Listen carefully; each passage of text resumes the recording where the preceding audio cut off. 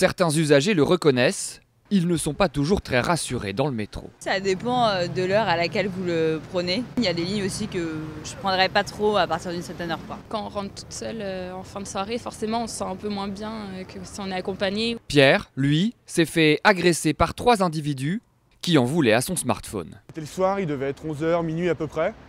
Et quand je regardais mon iPhone pour lire un message, il y a 3 gars qui me sont tombés dessus par derrière pour essayer de me le voler.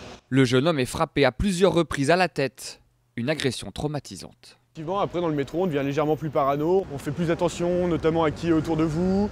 On essaie de cacher son iPhone en permanence. Des vols violents qui se multiplient dans les transports en commun, hausse de 16% sur les 6 premiers mois de l'année. La délinquance a tendance à se déplacer là où n'est pas la police. La police a fait beaucoup d'efforts, notamment pour réduire tout ce qui pouvait être agression crapuleuse dans la rue.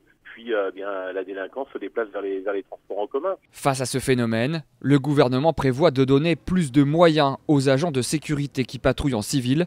Leur arsenal de défense sera notamment élargi.